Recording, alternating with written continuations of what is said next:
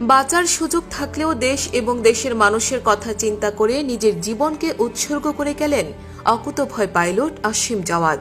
এক্ষেত্রে তিনি তার মা বাবার কথা চিন্তা করেননি, ভাবেননি প্রিয়তমা স্ত্রী কিংবা আদরের সন্তানদের কথা। তার ভাবনায় ছিল কেবলই দেশের মানুষের সুরক্ষা। বিমানটি লোকালয়ে পড়লে অসংখ্য মানুষের প্রাণ যেতে পারত। এ কথা ভেবে নিজের জীবনের তোয়াক্কা করেননি তিনি। বিমানটিকে নদীর ওপর নিয়ে শেষ মুহূর্তে বিমান থেকে প্যারাশুট দিয়ে নিচে নেমে আসেন। বিমান বাহিনীতে স্কোয়াড্রন লিডার হিসেবে কর্মরত ছিলেন আসিম জাওয়াদ।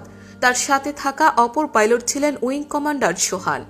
গত 9 মে বৃহস্পতিবার 10:25 দিকে চট্টগ্রাম বন্দরের পতেঙ্গা টার্মিনাল এলাকায় বিমান বাহিনীর ইয়াক 130 প্রশিক্ষণ বিমানটি দুর্ঘটনায় পতিত হয়। এর আগে যান্ত্রিক ত্রুটিতে বিমানটিতে শিখার সংযোগ হয়। এ সময় বড় ধরনের ক্ষতি এড়াতে দুই বৈমানিক অত্যন্ত সাহসিকতা ও দক্ষতার সঙ্গে বিমানটিকে বিমানবন্দরের নিকট অবস্থিত ঘনবসতিপূর্ণ এলাকা থেকে জনবিরল এলাকায় নিয়ে যেতে সক্ষম হন। ইচ্ছে করলে এর আগেই তারা প্যারাশুটের মাধ্যমে বিমান থেকে বের হয়ে আসতে পারতেন, কারণ বিমানকে রানওয়েতে ল্যান্ড করানো মোটেও সম্ভব ছিল না। ফলে সময় মতো বেরিয়ে এসে সহজেই তারা বেঁচে যেতে পারতেন। কিন্তু জনমানুষের কথা চিন্তা করে নিজেদের জীবনের ঝুঁকি নিয়ে দুর্ঘটনায় পতিত বিমানটিকে তারা কর্ণফুলী নদীতে নিয়ে যেতে সক্ষম হন। এর ফলে অনেক বড় ধরনের ক্ষতির হাত থেকে রক্ষা পায় স্থানীয় মানুষজন। দুর্ঘটনায় পতিত বিমানটি থেকে সাথে সাথে বেরিয়ে এলে এটি যে কোনো জায়গায় গিয়ে বিধ্বস্ত হতে পারত, হয়তো কারো ঘরের ওপর অথবা কোনো লোকালয়ে গিয়ে সেটি আঘাত হানত। সেক্ষেত্রে ব্যাপক ক্ষয়ক্ষতি হওয়ার সম্ভাবনা ছিল। সেই কথা চিন্তা করে তারা নিজেদের জীবনের চাইতে দেশের সম্পদ এবং দেশের মানুষকে রক্ষা করার জন্য প্রাণপণ চেষ্টা করেছেন। এ কথা ভেবেই শিকার সংযোগ হওয়া বিমানটিকে পাইলটরা নদীতে নিয়ে আসতে সক্ষম হন এবং বিমানটি নিচে পড়ে যাওয়ার কয়েক সেকেন্ড আগে তারা ইঞ্জেকশন করে বের হয়ে আসেন। আর সাহসী এমন সিদ্ধান্তে দেশের মানুষকে বাঁচিয়ে অন্য ভুবনে পাড়ি জমিয়েছেন অকুতোভয় pilot squadron leader Asim Javad.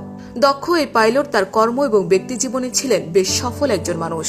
1992 সালের 20 মার্চ মানিকগঞ্জ জেলার সাটুরিয়া থানার গোপালপুর গ্রামের এক সম্ভ্রান্ত মুসলিম পরিবারে তিনি জন্মগ্রহণ করেন।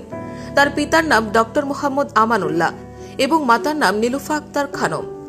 স্কোয়াড্রন লিডার আসিম জাওয়াদ 2007 সালে সাভার ক্যান্টনমেন্ট পাবলিক স্কুল থেকে এসএসসি, 2009 সালে সাভার ক্যান্টনমেন্ট পাবলিক কলেজ থেকে এইচএসসি এবং 2012 সালে বাংলাদেশ ইউনিভার্সিটি অব প্রফেশনালস থেকে বিএসসি অ্যারো পাশ করেন।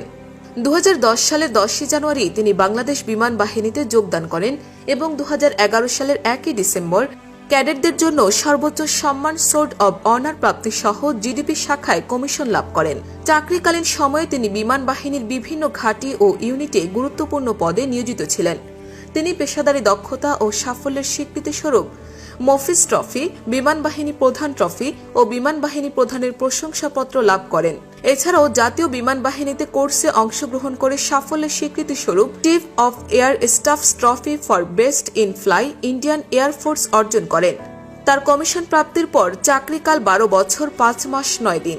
চলে যাওয়ার কালে তার বয়স হয়েছিল 32 বছর 1 মাস 20 দিন। তিনি স্ত্রী, 1 কন্যা, 1 পুত্র, বাবা মা এবং অসংখ্য গুণগ্রাহী রেখে গেছেন। এই বৈমানিকের চলে যাওয়ার খবরে এলাকায় শোকের ছায়া নেমে এসেছে। কান্নার রোল পড়েছে তার স্বজন ও প্রতিবেশীদের ঘরে। একমাত্র সন্তানকে হারিয়ে বাকরুদ্ধ হয়ে পড়েছেন মা নীলুফা আক্তার খানম। বারবার তিনি জ্ঞান হারাচ্ছেন। আসিম জাওয়াদের অকাল প্রস্থানে প্রধানমন্ত্রী শেখ হাসিনা, বিমান বাহিনী প্রধান সহ আরো অনেকে শোক জানিয়েছেন। বিমান বাহিনী প্রধানের নির্দেশক্রমে দুর্ঘটনার কারণ উদ্ঘাটনের জন্য ইতোমধ্যে বিমান বাহিনীর একটি উচ্চ পর্যায়ের তদন্ত কমিটি গঠন করা হয়েছে।